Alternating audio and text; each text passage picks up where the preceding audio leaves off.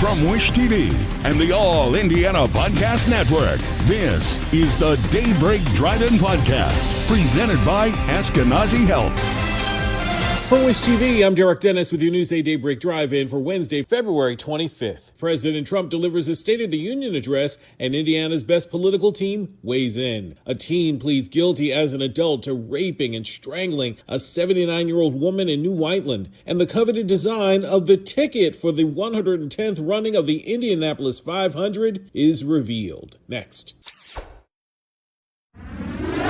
Indiana's best political team on air and online for Wish TV, weighing in on President Trump's State of the Union address. Political contributors Lindsay Hake and Mario Masalamani watched the president's marathon, nearly 2-hour speech in our studios. Masalamani saying Trump did his job in laying out his accomplishments so far, including driving costs down like gas prices, mortgage rates, the price of eggs, while standing firm on cracking down on open borders and instituting foreign tariffs. Hake echoed the sentiments of Virginia Governor Abigail Spanberger, who delivered the Democratic response and asked the question, is America doing better economically? Is the country safer under President Trump? Trump's speech made history in terms of length, delivering a nearly 2-hour State of the Union address. A teen charged in connection to the rape and strangulation of a 79-year-old woman in October has pleaded guilty to all counts. Ariane Smith, who was 16 years old at the time, attacked the elderly woman while she was carrying groceries into her home in New Whiteland. A probable cause affidavit says Smith grabbed the woman and covered her mouth, and when the woman convinced Smith to pray with her, he later physically and sexually assaulted her. Smith is currently being held in the Johnson County Jail. His sentencing is set for March 12th, where he could get nearly 20 years in prison. Drivers across Indianapolis are dodging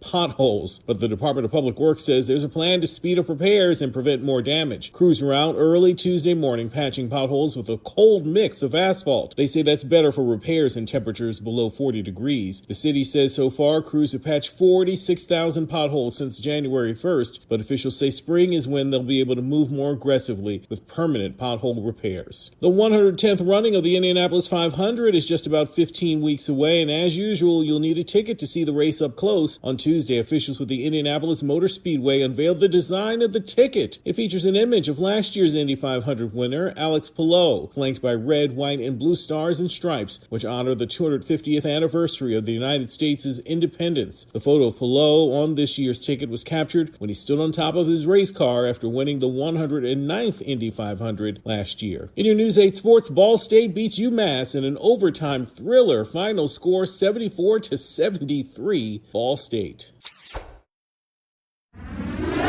Your forecast from Storm Track 8. Watch out for some stormy weather later this evening. Some kind of precipitation will fall, from rain to freezing rain to light snow is expected. But by Friday, a warm-up. Highs getting back into the 50s for the weekend. From Wish TV, I'm Derek Dennis. Be sure to like and subscribe for your daily news updates from Wish TV on the All Indiana Podcast Network. This is the Daybreak Drive-In Podcast, a Wish TV News 8 update on demand.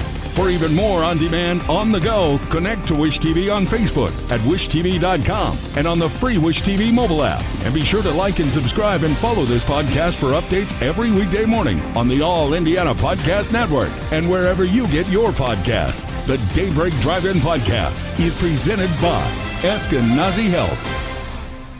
At Arizona State University, we've made online education better, smarter, and more personalized so you can go further in your aspiring field.